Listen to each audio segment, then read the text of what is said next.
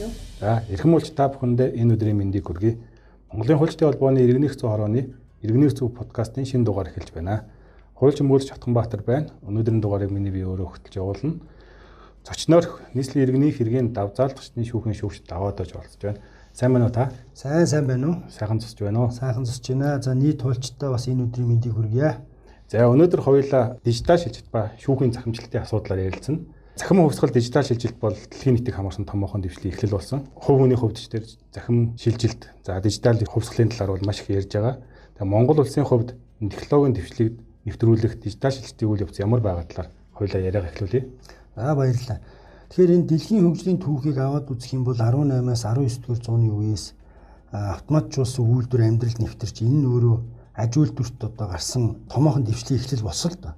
Тэгвэл өнөө үед энэ аж үйлдвэрийн дөрөвдүгээр хувьсгал буюу энэ хиймэл оюун ухаанд суурилсан цахим хувьсгал дижитал шилжилтийн эрүү үе нь одоо бидний амьдралын салшгүй нэг хэсэг болчиход байгаа. За өөрөөр хэлэх юм бол энэ хүн төрөлхтний одоо уламжлалт аж үйлдвэр нийгмийн амьдралын хэв маяг нь техник технологийн хөгжлөөс шалтгаалаад бүхэлдээ одоо хувьсан өөрчлөгдөж байна гэж хэлж болно тийм үү. Манай улсын хувьд бол энэ технологийн хөгжлийг амьдралд нэвтрүүлэх түүнийг иргэдэд хүртээмжтэй түргэн шуурхай аюулгүй одоо хүрэх ажлын хүрээнд 2019 онд бол Монгол Улсын засгийн газраас энэ захим хөгжлийн үндэсний хороог бол анх тутам байгуулж ажиллаж эхэлсэн. За 2021-ээс 2024 онд бол дижитал нэшн буюу энэ захим үндэстэн болох зорилтыг тавин ажиллаж байгаагаас гадна за улсын хурлаас бол Асын хараа 2050 Монгол Улсын урт хугацааны хөгжлийн бодлогыг бол баталсан. За үүгээрээ бол бас энэ захим хөгжлийн нэгдсэн бодлогыг тодорхойлох, төрийн үйлчлэгийг шуурхай хүртээмжтэй хүргэх, иргэдийн цаг хугацаа зардлыг хэмнэх төр одоо иргэн одоо байгууллагуудын хоорондын одоо мэдээллийн солилцоог сайжруулах зэрэг ажилд бол улсын хурал засгийн газраас бол бас ихээхэн анхаарч ажиллаж байна л да. Тэгэхээр та хэллээ сая дижитал шилжилт захимжилт өөрөө хувь хүний салшгүй нэг хэсэг боллоо гэх тээ. Тэгэхээр яг одоо бид нар юу ярьж байгаа гэхэлээ дижитал шилжилт захимжилттай холбоотойгоор хувь хүний мэдээлэл нууцлалыг яаж хамгаалах юм? Улс орны хувьд аюулгүй байдлын бас нууцлалтай холбоотой аюулгүй байдлын хамгаалалттай холбоотой асуудлууд гарч ирж байгаа. Тэгэхээр манай улсын хувьд энэ ер нь аюулгүй байдлын хувьд дижитал шилжилт захимжилттай холбоотой ямар байгаа гэж та хардаг вэ? Ер нь энэ компьютерийн сүлжээ улам бүр даяарчлагдаад энэ томоохон өөрчлөлтийг авчрахын зэрэгцээ энэ өөрөө цахим гэмтэрэг үйлдэх бас маш том хэрэгсэл болж байна л да. 2001 оны 11 сарын 23-ны өдрийн Будапештийн конвенц гэж бол байгаа. За энэ улс орнуудыг цахим гэмтэргээс хамгаалах, хамтын ажиллагааг бэхжүүлэх зорилготой. Уг конвенцод өнгөрсөн оны 12 сарын байдлаар бол за дэлхийн нийт 65 улс орн нэгдэж орсон байдаг. Манай улсын хувьд бол энэ конвенцод хараахан нэг жороогүй. Ер нь олон улсын энэ кибер аюулгүй байдлын индекс болон энэ дижитал өрсөлдөх чадварын одоо индексээр манай улс бол нэлээд хойгуур барьт орж байгаа. Хэдий тийм боловч 2021 оны 12 сард улсын хурлаас энэ захин багц хуулийг бол баталсан. Үүнд бол энэ кибер аюулгүй байдлын тухай хууль, нийтийн мэдээллийн ил тод байдлын тухай хууль, хүний хувийн мэдээллийг хамгаалах тухай хууль, цахим гарын үсгийн тухай хуулийг бол тус баталж, зарим хуульд бол шинжилгээ хариулгал хийсэн. Тэгэхээр бид үндэснийхээ хууль тогтоомжуудыг бол баталсан. Цахим гэмтэргээс урьдчилан сэргийлэх, нийтийн мэдээллийн одоо дэд бүтцийн эрх зүйн үндсийг тодорхойлох гэдэг юм уу. За хүний хувийн мэдээллийг цуглуулах, ашиглах, аюулгүй байдлыг хангах зэрэг энэ эрх зүйн үндсийг бий болгосон учраас уг конвенцт бол бас нэгдэх боломжтой гэж харж байгаа. Түүнчлэн ФАТФ-ийн зөвлөмжийн дагуу өнгөрсөн онд мөн улсын хурлаас энэ виртуал хөрөнгийн үйлчлэгээ үзүүлэгчийн тухай хуулийг бол баталсан байгааг та бүхэн мэдж байгаа. Дээрх одоо хуулиуд батлагдсантай холбоотойгоор бас энэ иргэн ирүү захиргааны процессын хуулиуд зөрчлийн хууль зэрэгт өөрчлөлт орсноос гадна эрүүгийн хуулийн 26 дугаар бүлэгт бол кибер аюулгүй байдлын эсрэг гэмтэрэг гэж бас томоохон өөрчлөлт бол орсон байна лээ. Тэгээ одоо бид нар хүн болгон баг мэднэ coin гэдэг виртуал хөрөнгө мөн үү биш үү гэдэг асуудал яригдаад байна. Тэгэхээр виртуал хөрөнгийн үйлчлэгээ үзүүлэгчийн тухай хууль нь үйлчлэгээ үзүүлэх хууль этгээдийг бүртгэх үйл ажиллагаанд нь хяналт тавих зохицуулт байгаа. Яг виртуал хөрөнгө гэж юуг хэлээд байна вэ? Тэгэхээр бидний хэлээд байгаа тэр FATF гэдэг нь бол Financial Action Task Force буюу энэ санхүүгийн хориг аргамж авах олон улсын байгууллагыг хэлж байгаа. Техникийн одоо технологийн дэвшлүүд араасаа гарч зах зээл шинэ бүтээгдэхүүн үйлчлэгээ нэвтрэх, санхүүгийн инновац үр ашиг нэмэгдэж байгаа хэдий ч зарим төрлийн энэ шинэ бүтээгдэхүүн үйлчлэгээнүүд өөрөө энэ гэмт хэрэгтэн террористуудад тэр мөнгө угаах өөрсдийн үйл ажиллагааг санхүүжүүлэх арга замыг бол бий болгож байгаа юм л та. Тэгэхээр энэ технологийн дэвшилтэд шийдлүүдийн нэг нь бол виртуал хөрөнгө бол мөн. Ийм ч учраас энэ фактв нь тэр мөнгө угаах, терроризмыг санхүүжүүлэхдээ тэмцэх тэр олон улсын стандарттай тэр мөнгө угаах терроризмыг санхүүжүүлэхдээ тэмцэх тогтолцоонд виртуал хөрөнгөд одоо нэгэн адил үйлчлэлээр бол тогтоосон. Үүнд бол тэр виртуал хөрөнгийн үйлчлэгээ үзүүлэгч бас адилхан хамаарчж байгаа. Тиймээс манай улсын хувьд бол энэ виртуал хөрөнгийн үйлчлэгээ үзүүлэгчийн тухай хуулийг батлах хэрэгцээ шаардлага за мэдээж энэ дэлхийн нийтэд технологи одоо өргөн хүрээтэй хөгжиж байгаатай хамааралтайгаас гадна фактвын зөвлөмжийн дагуу бас виртуал хөрөнгийн үйлчлэгээ үзүүлэгчийн тухай хуулийг бол баталсан. Тэгэхээр виртуал хөрөнгө гэж яг юу юм бэ гэж яг юу хэлж байна? Тэгэхээр энэ виртуал хөрөнгийн үйлчлэгээ үзүүлэгчийн тухай хуулийн 4.1-ийг бол заасан. Үүнд бол Монгол банкны зөвшөөрөлтөй цахим мөнгнөөс бусад дижиталаар шилжүүлэх, арилжаалах боломжтой тэр дижитал илэрхийллийг л хэлнэ л гэсэн байна.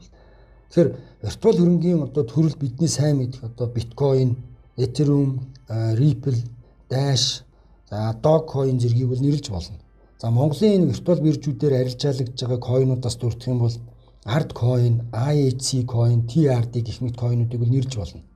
Тэгэхээр ер нь бол энэ фактвын зөвлөмжөнд виртуал хөрөнгө гэдгийг энэ тархмал бүртгэлийн технологид суурилсан криптовалютыг ойлгоно гэж тодорхойлсон. Тэгэхээр энэ тархмал бүртгэлийн технологи гэдэг нь энэ блокчейн технологи хэлж байгаа. Дээрх энэ криптовалютууд буюу энэ виртуал хөрөнгүүд нь тэрхүү энэ блокчейн технологийн бас зөвхөн гүйлгээний нэг жима гэдгийг бид нэг сайн ойлгох хэрэгтэй.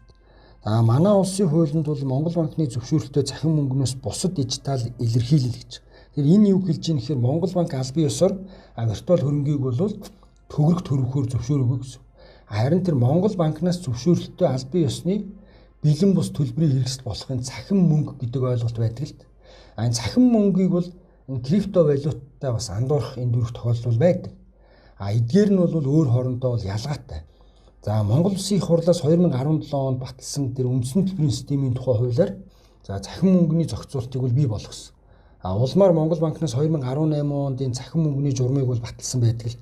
Тэгэхээр энэ үндэсний төлбөрийн системийн тухай хуулийн 5.1-25-д бол цахим мөнгө гэдгийг Монгол төгрөгтэй адил үнцний бүхий Монгол банкны зөвшөөрөлтөй гаргасан бэлэн бус төлбөрийн хэрэгслийг л ойлгохоор заасан. Манай улсын одоо хамгийн анхны одоо цахим мөнгөөр бүртгүүлж гэрчлэгээ авсан одоо нэг хэлэх юм бол энэ Candy байна, MonPay, ArtCash зэргийг бол нэрлэж болно. Ихтлгүүрүүдийн бонус оноо сүүлийн үед хүмүүсийн ихээр хэрэгжилж байгаа U-Point оноо гэдэг. Ихтлгүүрээс одоо намын ихтлгүүрээс худалдаа авалт ихэд 50% хүртэл өвдөн тэр бонус оноогоор худалдаа авалт хийж болж байна. Univision-ээс хүмүүс кино үзэхдээ U-Point оноогоор бас кино үзэж болж байна гэдэг. Тэгэхээр энэ иргэдийн бонус оноо U-Point оноо нь өөрөө цахим мөнгөнд хамаарах уу? Тэр U-Point-ыг бол цахим мөнгөтэй адил ойлгож болно.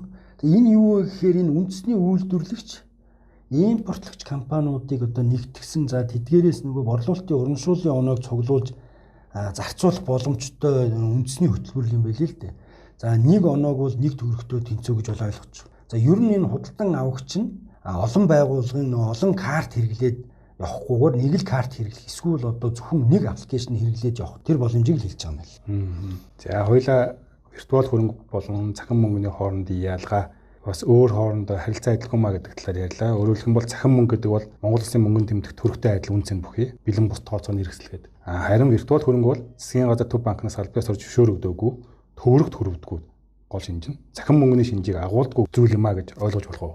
Тэгэлгүй яг нь ер нь энэ цахим мөнгөний хувьд бол зөвхөн одоо Монгол улс гэлтгүй аль нэг улсын засгийн газар төв банкны зөвшөөрөлтөй бэлэн бус төлбөрийн одоо хэрэгслийг л цахим мөнгө гэдэгт хамааруулж ойлгож байгаа. 1980-ад оноос бол энэ Америк нэгдсэн улсад инженерүүд цахим төлбөрийн системийг бол хөгжүүлж эхэлсэн байдаг. Сүүлийн жилүүдэд энэ технологийн одоо хурдцтай хөгжлийг бол ашиглаад энэ financial technology буюу энэ финтек үйлчлэгээ гэж хэлдэг. Энэ санхүүгийн үйлчлэгийг илүү хүртээмжтэй болгох тал дээр төр хувийн хөвшил энэ технологийн компаниуд бол илүү анхаарч байгаа л да. Тэгээд үүний тод илрэл бол энэ цахим мөнгө. Ер нь энэ цахим одоо төлбөрийн системийг амжилттай хэрэгжүүлж байгаа улсын нэг бол манай урд хүрш бүгднээр нь Хятад ард улс байгаа. Хятад улсад бол одоо бэлэн мөнгө бүхэл энэ банкны карт ч одоо хэрэглэхээ болсон. Дандаа нөгөө WeChat-аар одоо төлбөр тооцоогоо гүйлгээгээ хийгээд явж байгаа. Бүр шүүх хуралдааныг хүртэл одоо WeChat-аар хийгээд явж байгаа. Харин энэ виртуал хөрөнгө буюу энэ cryptocurrency гэж байгаа энэ криптовалютын хувьд бол би түрүү хэлсэн энэ тархмал бүртгэлийн технологи болох энэ блокчейн технологи дээр суурилсан учраас түүнийг нөө аливаа улсын нөө засгийн газар төв банк хянах боломж байхгүй. За decentralized буюу энэ төвлөрсөн бус тархмал системтэй. За аль нэг улсын нөө банкны клирингийн системийн хяналтанд байдаггүй. Тэгээ энэ утгаараа нөө түүний цаана мөнгө угаах, за терроризмыг санхүүжүүлэх, үе олноор нь хөнөх зэвсэг дэлгэрүүлэхийг санхүүжүүлэх асуудал байна л гэж үздэг.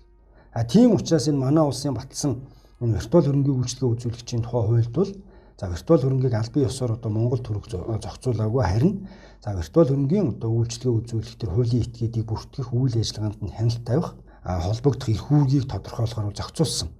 За ингэснээрээ бас тэр мөнгө угаах, терроризмыг санхүүжүүлэх аливаа одоо санхүүгийн гэмтэргээс урдчсан сэргийлэх тэр эрсдлийг одоо багасгахад бас маш том алхам болсон гэж ингэж үзэж байгаа. За үүний тод илрэл бол сая өнгөрсөн 7 сард энэ Малайзийн Куала-Лумпур хотод болсон Аз номхон далайн мөнгө угаахтай тэмцэх бүлгийн 25 дахь удаагийн уулзалтаар за Монгол улс нь бол энэ фатвын зөвлөмжийн үнэлгээнд бас агц гаргасан юм сайхан үйл явдал болсон байлээ. За хоёулаа нэлийн глобал асуудлуудыг хөндлөө. Дэлхий болон улс орны манай улсын хувьд цахимжилт, технологийн шийдлүүдийн талаар товч ярьлаа. Одоо хоёулаа шүүхийн байгууллаганд хэрэг хэн шийдвэрлэх ажиллагааны цахимжилтын талаар ярих гэж бодож байна. Ер нь манай улсын шүүхийн байгууллагын хувьд цахимжилтыг хэрхэн хэрэгжүүлж байгаа вэ? Тэгээд энэ шүүхийн цахимжилттай холбоотой гадаад орнуудын туршлагын талаар та саналаа хуваалцаач. Тэгэхээр энэ одоогоор манай улсын шүүхийн хэмжээнд бол нийт 20 гаруй систем бол ажиллаж байгаа. За та бүхэн бас мэдж байгаа. Энэ иргэн ирүү захиргааны хэргийн хөдөлгөөний програм, за шүүх хуралдааны явцыг мэдээлэх цахим систем, шүүх хуралдааныг зайнаас явуулах, за дүрс дуу бичлэг хийх систем, за түүнчлэн төрийн мэдээлэл солилцооны хур системээс лавлгаа мэдээлэл авч гэдэг юм уу, шийдвэрийн цахим санг ашиглах зэрэг бол байгаа. За харин энэ хэрэг хэн шийдвэрлэх ажиллагааг цахимаар явуулах буюу энэ шүүхэд цахимаар нэхэмжлэл тайлбар гаргах, нотлох баримтыг цахимаар бүрдүүлэх, за хэргийн оролцогч цахимаар мэтгэлцэх, цахим хавцад хэргийн архив үүсгэх зэрэг эрх зүйн орчин бол хараахан бүрдээгүй байна л да. За захин багц бол батлагдсантай холбоотойгоор иргэний эрх шүүхэд хэн шийдвэрлэх тухай хуулийн 44-ийн 5, захиргааны эрх шүүхэд хэн шийдвэрлэх тухай хуулийн 38-ийн 7 гэсэн заалтууд бол нэмж орсон.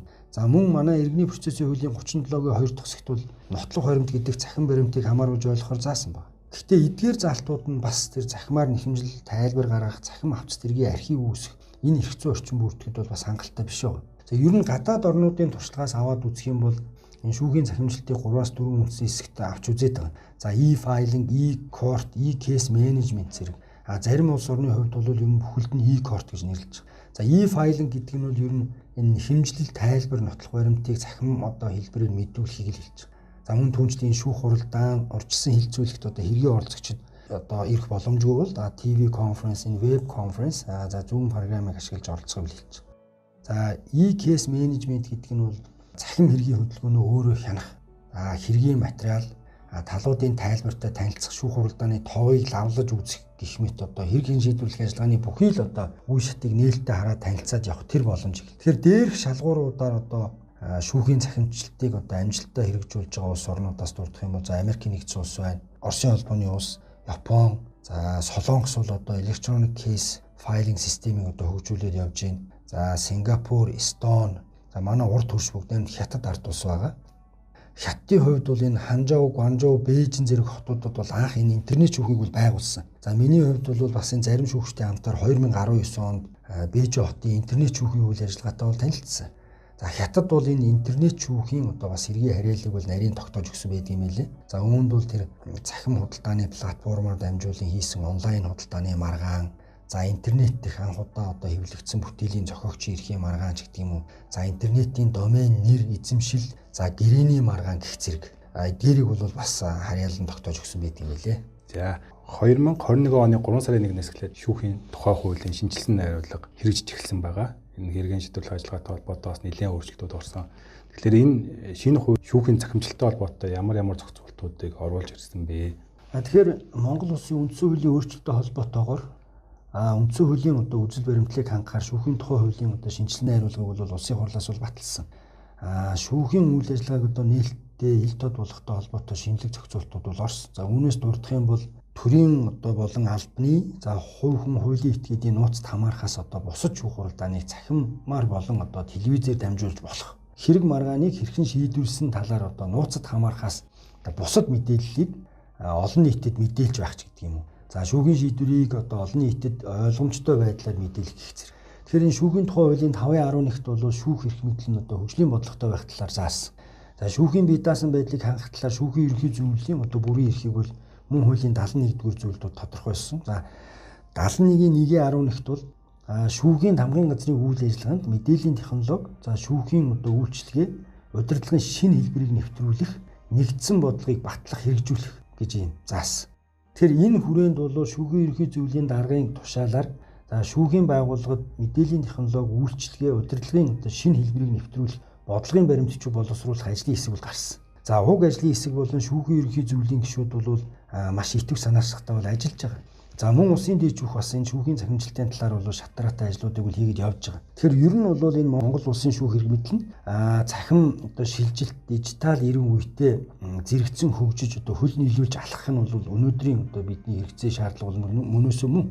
Нөгөө талаар бол энэ хүний эрх хэрэгчлөөг одоо хамгаалах, за хууль дээдлэх ёсыг бэхжүүлэх, за цаашлаад энэ нийгмийн эдийн засгийн одоо тогтвортой хөгжлийг дэмжиж чиглэсэн хараат бус хариуцлагатай шүүх эрх мэдлийг төлөвшүүлэхэд энэхүү одоо шүүхийн захимжилт бол ихээхэн ач холбогдолтой гэж ингэж харж байгаа. За бодлогын баримтчгийн хувьд бол маш олон зүйлүүдийг бол төслийн хэмжээнд яриад явж байна л та. За зорилт бол шүүхэд итгэх одоо иргэдийн итгэлийг нэмэгдүүлэх, за шүүхийн захиргааны менежментийг сайжруулах, за хууль эрх зүйн орчныг бий болгосноор цахим хэргийн хөдөлгөөнийг нэвтрүүлж алстай энэ цаасан суурьтай нотлох баримтыг халахыг зорж байгаа. За авч хэрэгжүүлэх ажлууд бол эхлээд мэдээж энэ төрийн мэдээллийн нэгдсэн сүлжээнд бүрэн холбогдох, одоо байгаа энэ програм хангамжийг сайжруулах, за мэдээж энэ санхүү мөнгөний асуудал бол одоо хамгийн чухал байна. За түүнчлэн манай одоо шүүхийн байгууллага нь за интернет болон одоо бусад нэгдсэн сүлжээ, за мэдээллийн дэд бүтцэд бол холбогдсон. Мэдээлэлд хандах, нэвтрэх, цуглуулах, хадгалах, ашиглах системтэй учраас кибер орон зай, кибер орчинд хамаарч байгаа. За энэ утгаараа энэ програм хангамжийн ICA буюу энэ бүрэн бүтэн нууцлагдсан хүртээмжтэй байдлыг одоо тогтвортой хангахад мэдээллийн одоо технологийн ажилтны хүний нөөцийг бэхжүүлэх, за шүүгч болон шүүгчийн туслах нарийн бичгийн дарга тамгын газрын одоо ажилтнуудын цахим орчинд ажиллах одоо ёс зүйн мэдлэг чадварыг дээшлүүлэх гэх мэт маш олон зүйлүүд бол яригдаад явж байгаа. Хуульч болоод өмгөөлж бидний хувьд бас нэг юм сонирхолтой асуудлыг сая хөндлөлд нэхэмжлэл хэрэг хэн шийдвэрлэх ажиллагааг цахимаар явуулах. Тэгэхээр нэхэмжлэл тайлбар нотлох баримтыг цахим хэлбэрээр мэдүүлэх, за цахим хэргийн архив үүсгэх гэдэг та яриандаа сая дурдлаа. Тэгэхээр энэ талаар та тодруулж хэлж өгөөч. Ер нь энэ хэрэг хэн шийдвэрлэх ажиллагааг цахимаар явуулах гэж юуг бид нэр хэлээд байгаа, юуг ойлгох юм бэ гэж. За би түрүүнд дурдсан ер нь гадаад орнуудад бол шүүхийн захимжилтыг 3-4 хэсэгт авч үзээд байна гэж. Тэгэхээр манай улсын хувьд бол одоо жишээ нь зүүн програм ашиглаад шүүх хуралдааныг бол хэргийн оролцогчдод одоо бичлэн одоо ирэх боломжгүй тохиолдолд бол одоо дээрх програм одоо хангамжийг ашиглаад бол шүүх хуралдааныг явуулчих чинь. Түүнчлэн одоо хэргийн хөдөлгөөний програмууд, за шүүх хуралдааны явцыг мэдээлэх систем, шүүхийн шийдвэрийн цахим сан зэрэг бол ажиллаж байгаа. Харин энэ шүүхэд одоо цахимаар нэхэмжил тайлбар гаргах, нотлох баримтыг цахимаар бүрдүүлэх, энэ цахим хавц тэргийн архив үүсгэх асуудал бол хараахан шийдэгдэв. За үүнийг л одоо шийдэхэд бол улсын дэд шүүхийн ерөнхий зөвлөл, за бодлогын баримт бичгийн ажлын хэсэг бол ажиллаж байгаа. Тэгэхээр ер нь бол шийдэл хаанаас эхлэх вэ гэхээр иргэн захиргааны хэрэг хэн шийдвэрлэх ажиллагаанаас эхлэх боломжтой. Тодруулаад хэлэх юм бол онцгой ажиллагааны журмаар шийдвэрлэх хэрэг байж болно. Гадаад орны туршлагаас тийм байна. Тэгэхээр Монгол улсын хэмжээнд 2019-с 2021 онд нийт 142,519 иргэний хэрэг хэн шийдвэрлэгдснээс 30 орчим хувь нь бол одоо зөвхөн онцгой ажиллагааны журмаар шийдвэрлэгдсэн хэрэгүүд байгаа. Энэ бол бас багагүй тоо. Тэгэхээр онцгой ажиллагааны журмаар шийдвэрлэж байгаа хэрэгүүд гэдэг нь өөрөө нөгөө эрх зүйн ямар нэгэн маргаангүй, за зөрчигдсөн эрхийг сэргээн тогтоогч гэдэг юм уу, маргаантай эрхийг одоо хамгаалахыг шаарддаггүй, эсрэг талын зохигч байхгүй хэрэг баг. Тэгэхээр яг эндээс одоо цахимаар нэхэмжлэл тайлбар гаргах, за нотлох баримтыг цахимаар бүрдүүлэх, за шүүх одоо цахим нотлох баримтыг үнэлээд хэрэг хэн шийдвэрлэх ажиллагааг явуулах, цахим одоо хавц тэргийн архив үүсгэх боломж бүрднэ гэж ингэж харж байгаа. За жишээлх юм бол садан төрлийн холбоо тогтоох одоо нэхэмжлэлтэй хэрэг байлаа гэхэд иргэн одоо Баянгол дүүргийн шүүхэд нэхэмжлэл гаргалаа гэхэд за шүүхийн цахим хаягт бол нэвтэрнэ. За ингээд нэхэмжлэл гаргах гэсэн зэс рүү ороод өөрийн одоо нэхэмжлэлийг бичээд цахим гаргыг үсгээрээ бол баталгааж болно. За эндээс энэ цахим авц тэрг үүсэж явна гэсэн. За шүүгч одоо нэхэмжлэлийг хүлээж аваад иргэний хэрэг үүсгэсэн тохиолдолд за төрийн мэдээллийн нэгдсэн сүлжээнээс тухайн хүний бүхий л мэдээллийг бол авах боломжтой. За ингээд нотлох баримтыг цахимаар бүрдүүлсний дараа шүүх хуралдааны зар болон одоо шүүхийн аливаа мэдээллийг тухайн хэргийн оролцогчийн одоо гар утсанд нотификейшн хэлбэрээр одоо мэдээлэх боломжтой ч гэдэг юм. За мөн одоо хүний ажиллаж исэн байдлыг тогтоох, тэжээн тэтгэх, нас тогтоох хэмжээтэй хэрэгүүд гэх мэт. За дээр нь нэмэгдээд энэ зөрчлийн хэрэгүүд байж болно. За согтуурах, мансуурах, донтой итгэдэг нөө албадын эмчлэх хэрэгүүд байж болохоор. За мөн түнчлэн энэ захиргааны хэрэг хэн шийдвэрлэх ажиллагаа. За энэ өөрөө бас хэргийн оролцогч нэг тал нь бол төр буюу захиргааны байгууллага байна. Тэгэхээр хэргийн оролцогч хэргийн нөхцөл байдлыг одоо илрүүлэх, за нотлох баримтыг цуглуулах, үнэлэх үүргийг бол энэ захиргааны хэргийн шүүх өөрөө хэрэгжүүлдэг. Тэгэхээр хэргийн оролцогч нь нэг тал төр байгаа учраас мөн одоо төрийн мэдээллийн нэгдсэн сүлжээнээс иргэний болон одоо идэвхрэнгийн бүртгэл, газар эзэмших өмчлөгтэй холбоотой бүртгэл, гайл татвар, тендертэй холбоотой одоо нотлох баримтуудыг захиргааны хэргийн шүүх төрийн мэдээллийн нэгдсэн сүлжээнээс цахимаар аваад явах бүрэн боломжтой. За бүр цаашлаад бол одоо энэ нотлох баримтын үнэн зөв дээр маргаангүй гэрээний үүрэгтэй холбоотой иргэний хэрэгүүд байж бас болно гэж. За энэ юу гэлж ийм гэхээр энэ зээлийн гэрээний маргаанууд дээр жишээ авахад ямар нэгэн банк одоо жишээ нь цахимаар мэтгэлцэх боломжтой гэж үзэх юм бол түрүүнд урьдчилан за хэмжлэлээ зээлийн гэрээ холбогдох нотлох баримтуудаа хэргийн оролцогч өөрөө PDF файл болгоод одоо шүүхийн цахим хаягт мэдүүлнэ. За тэгэнгүүт зээлдэгч буюу хариуцагч нь тухайн одоо зээлийн гэрээний үнэн зөв хэсгэд маргахгүй. За зээлийн гэрээнд зурсан гарын үсэг одоо өөрийнх нь мөн гэдгээ зөвшөөрч байгаа тохиолдолд цахимаар мэтгэлцээж явчих боломжтой. Ер нь нөгөө ихэнх зээлийн гэрээний маргаанууд дээр бол одоо зээлийн гэрээ бол байгуулагдсан нь бол үнэ. Зээлийн гэрээнд одоо гарын үсэг зурсан нь бол үнэн.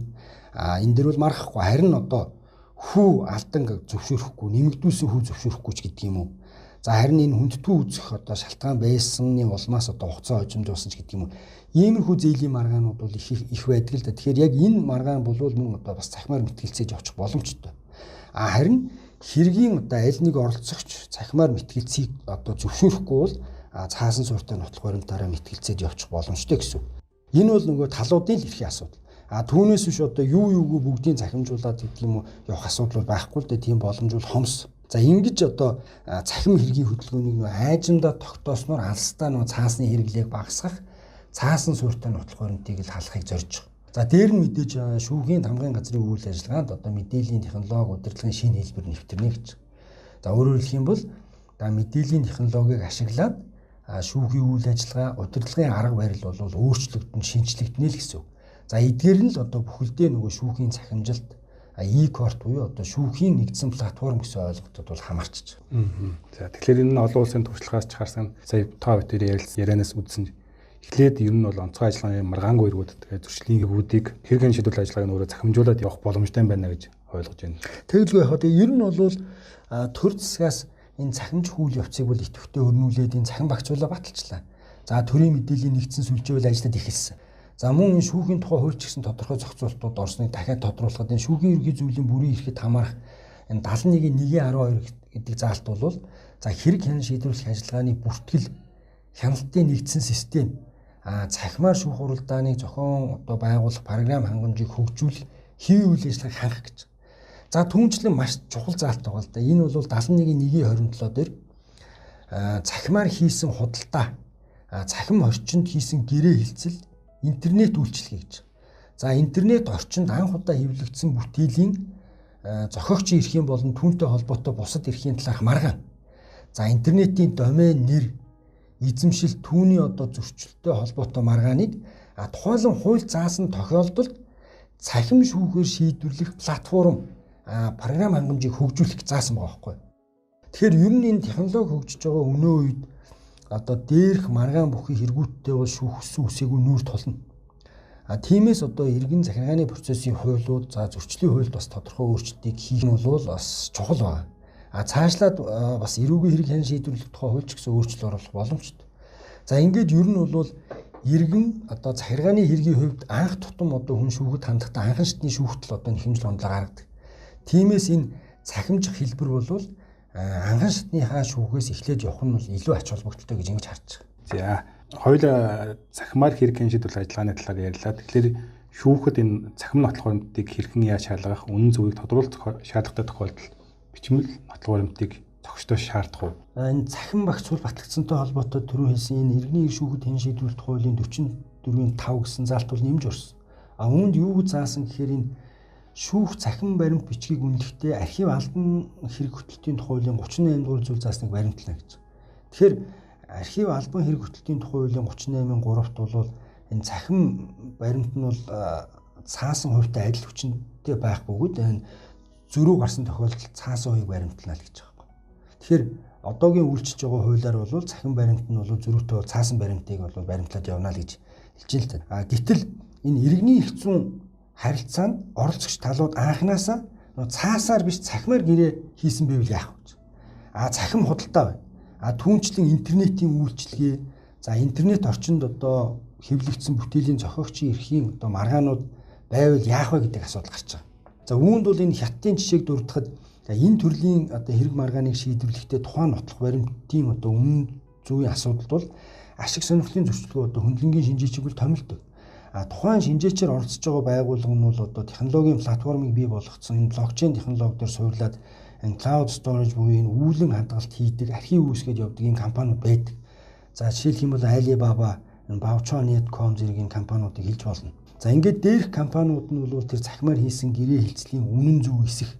За цаг хугацааны харилцан хамаарал, зохиогчийн эрхийн маргаанд одоо хэн анхдагч вэ гэдгийг одоо блокчейн технологийн хайш утгыг агуулсан байдлаар тодорхойлдог. Ер нь бол ганц блокчейн гэхгүй энэ сүүлийн үед бол энэ cyber security, за Snowflake энэ цасан ширхгүүд буюу үүлэн мэдээллийг агуулах архив, за edge computing буюу энэ өгөгдлийг авах хадгалах, боловсруулах, дүн шинжилгээ хийх технологи, за Internet of Behaviors гэдэг энэ зан үйлийн интернет зэрэг энэ шилдэг технологиуд бол гарсан байна. Тэгэхээр манай улсын хувьд энэ шинэ технологиудыг бол бас нэвтрүүлээд явах боломжтой. Цахим хөгжил харилцаа холбооны яам бол бас энэ технологи хөгжүүлж байгаа хувийн аж ахуйн нэгжүүдтэй үйл ажиллагаагаа уялдуулах, мэрэгжил арга зүйн зөвлөгөө өгөх, зөвлөмжөөр хангах талаар бол стратеги төлөвлөгөөндөө бол тусгасан байна л дээ. Нөгөө талаар энэ кибер аюулгүй байдлын тухай хуульд эрсдлийн үнэлгээ хийх, мэдээллийн аюулгүй байдлын аудит хийх эрх үхий байгууллагуудаа цахим хөгжил харилцаа холбооны яамд бүртгүүлсэн хуулийн этгээд байхаар бол заасан. Тэгэхээр эдгээр байгууллагууд нь алстаа тэр дээрх цахим орчинд гарсан маргаанд бас шинжээчээр оролцоож явах боломжтой гэж ингэж харж байгаа. За шүүхүүд хэрэг хяншилтын ажиллагааг цахимаар явуулах дэд бүтэц хүний нөөц техник технологийн хувьд ямар байгаа вэ? Ер нь жил болгоно шүүхийн төсвийн асуудлыг байнга ярьдаг, хүн болгон ярьж иддэг, хүнд байна, хэцүү байна гэдэг хүмүүлэгч хүчнээс ч гэсэн бид нэр хэлж иддэг. Орон байрны асуудлаас нь ахгүййлаад. Тэгэхээр ер нь бол энэ нөхцөл байдалд хэрэг хяншилтын ажиллагааг цахимаар явуулах нөөц боломж ямар байгаа гэж та бодож байна? Ер нь энэ шүүхийн үйл ажиллагаанд чиглэсэн гадны төсөл хөтөлбөрүүд бол өмнө жилүүдэд бол амжилттай хэрэгжиж байсан. Төр засгаас ч гэсэн тодорхой хэмжээд бол анхаарсан л та. Тэгээ энэ ч утгаараа бол түрүү хэлсэнчлэн нийт 20 гаруй систем бол одоо ажиллаж байгаа шүүхийн хэмжээ. Тэгэхээр одоо байгаа тэр систем програм хангамж дээрээ тулгуурлаад үүнийгээ улам бүр сайжруулад мэдээ зарим шаардлагатай тоног төхөөрөмжийг бол шинчлэх, мөн эрх зүйн орчноо бий болгосноор бол энэхүү шүүхийн захимжилтыг бол хэрэгжүүлэх боломжтой. Мэдээж төсөв мөнгөний асуудал, за мэдээллийн технологийн ажилтны энэ хүний нөөцийн доктортой байдал зэрэг энэ чухал асуудал бол зөндөө байгаа. Ер нь аливаа ажилд одоо мэдээж бэрхшээл зайлшгүй тулгардаг. Тэр болгоныг одоо даван туулахын тулд одоо урагшаага алхам хийхин зүйтэй. Түүнээс одоо мэдээж бэрхшээл тоочод байх юм бол одоо ямар ч ажил бүтэхгүй. Тэгэхээр дээрх одоо асуудлуудыг шийдэхийн тулд шүүхийн ерөнхий зөвлөлийн бодлогын баримтчиг боловсруулах ажлын хэсэг гаргаад бол ажиллаж байгаа. Бодлогын баримтчгийн төсөл бол хөгжлийн бодлого төлөвлөлт одоо түүний удирдлагын тухай хууль зааснаар за урт дунд хугацааны хөгжлийг тодорхойлох, за хэмжиг түүц, зорилго зорилт, за суур төвшин, шалгуур үзүүлэлт, хүрх үр дүн зэргийг бол тусгаад явж байгаа. За хоёул өнөөдөр шүүхийн захимжилт, дижитал технологийн талаар нэлээд ярьлаа. Тэгэхээр ер нь бол шүүх бүрэн захимжихын давуу талыг юу гэж харж байгаа вэ? За энэ бас их чухал асуулт. Ер нь шүүхийн захимжилт амжилттай хэрэгжснээр мэдээж төр засгаас явуулж байгаа бодлого шийдвэртэй бол нийцсэн. Түүнчлэн одоо шүүхийн байгууллагад үйлчлэгээ удирдлага менежментийн шинэ хэлбэр нэвтрэнэ. Цаасны хэрэглээ эрс багасна. Шүүхийн зардал хэмнэгдэж энэ хэргийн оролцогчийн одоо цаг хугацаа, мөнгийг хэмнэнэ. За шүүхийн үйл ажиллагаа улам бүр нээлттэй болно. За ингэснээрээ одоо шүүхэд итгэх, иргэдийн итгэл мөн нэмэгдэнэ гэж. За алстаа цахим хэргийн хөдөлгөөнд үндэслээд хэрэг хянан шийдвэрлэх ажиллагааг одоо хиймэл оюун ухаанд хүргүүлэхийн эхлэл тавигдана гэж ингэж үзэж байна. За ер нь одоо шүүгч, хуульчид бидний технологи хөгжиж байгаа 90 үед амьдарч байна. Тийм учраас энэ төрлийн одоо маргааныг хэрхэн ойлгох вэ гэдэг бол ихээхэн чухал.